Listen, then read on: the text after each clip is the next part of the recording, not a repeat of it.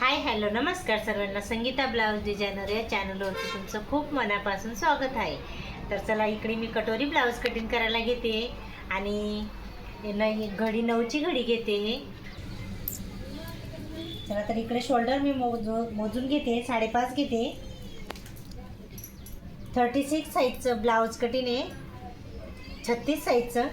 आणि बघा हे 5.5 घेतलं मी इकडे शोल्डर, आणि मुंडा घेते 6 आणि याला अर्धा इंचवरती टिक करायची आहे।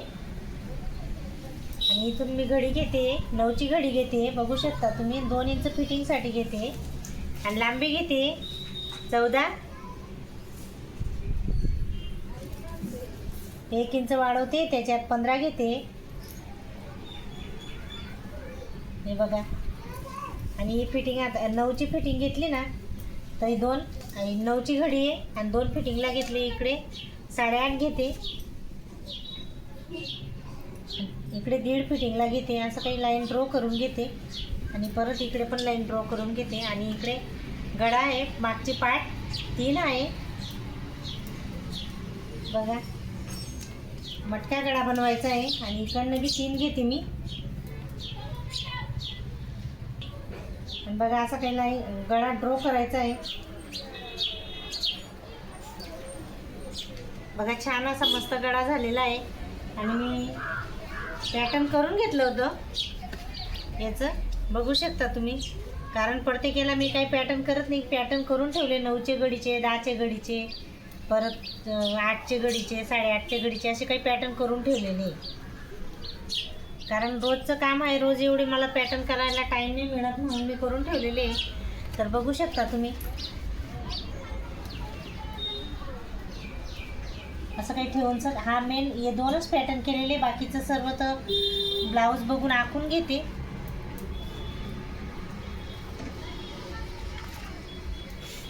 आणि बघा आता इकडे एक पट्टी घेते, हा कपडा वाचलेला आहे ना इकडे, हा बघा 3.5 आणि इकडे 2.5 घेते।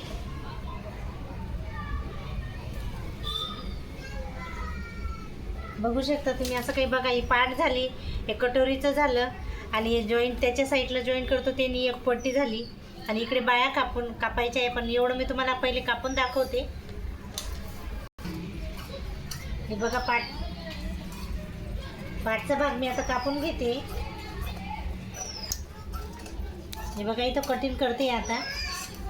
आणि बघा आता गळा पण कापून घेते मी मागचा।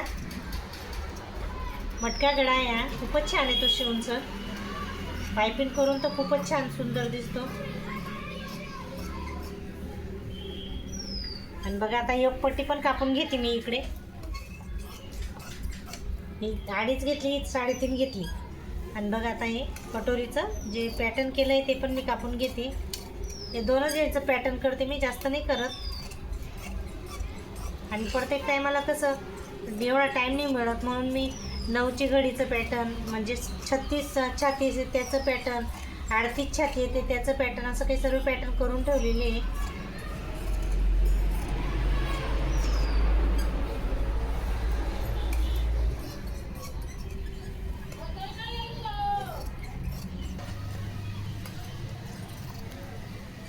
हा बघा कटोरीचा हा गळा आहे पुढचा, मस्त असा गोल आहे तो राऊंड त्याचा। आणि इथून मी बराबर असं टक्स कापून घेते, याच्यावरतीच आपल्याला टक्स शिलाई करायची आहे।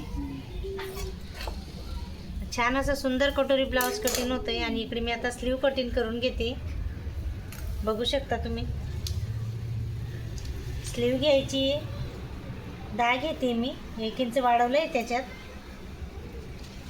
आणि इकडनं पण 10 घ्यायची आहे आणि इकडे 3.5 वरती टिक करायची आहे, बघू शकता तुम्ही। असं काही आकार द्यायचा आहे याला।